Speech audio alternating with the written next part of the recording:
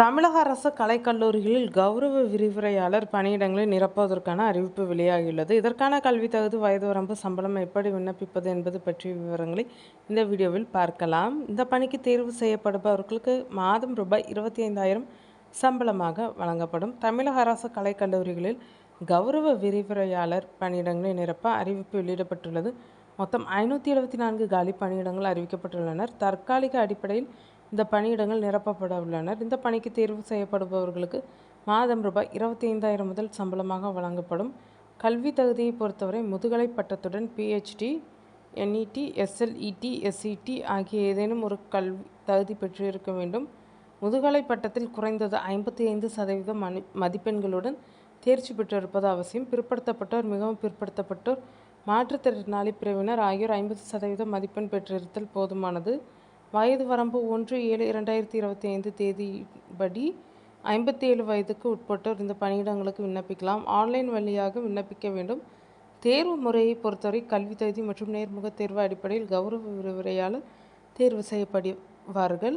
தகுதியும் ஆர்வமும் உள்ள விண்ணப்பதாரர்கள் ஆன்லைன் வழியாக விண்ணப்பிக்க வேண்டும்.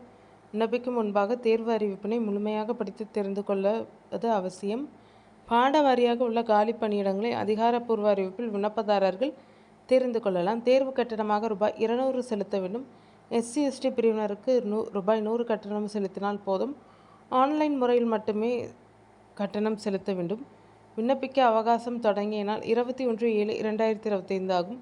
விண்ணப்பிக்க அவகாசம் முடியும் நாள் 4/8/2025 5 மணிக்குள் விண்ணப்பிக்க வேண்டும். தேர்வு அறிவிப்பினை தேர்வர்கள் https://tngasa.org/ என்ற இணையதளத்தில் தெரிந்து கொள்ளலாம். விண்ணப்பிப்பதற்கான வழிமுறைகளும் இந்த இணையதளத்தில் தெளிவாக கொடுக்கப்பட்டுள்ளனர். விண்ணப்பதாரர்கள் விருப்பமான மாவட்டங்களை தேர்வு செய்து விண்ணப்பித்துக் கொள்ளலாம்.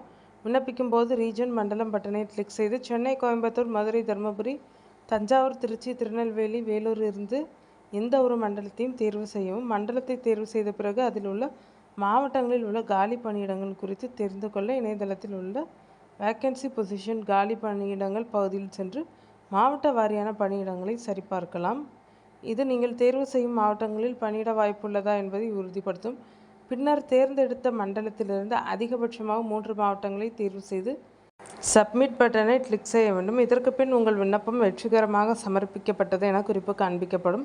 இதற்கு பின்னர் தேர்வு கட்டணத்தை செலுத்தினால் போதுமானது.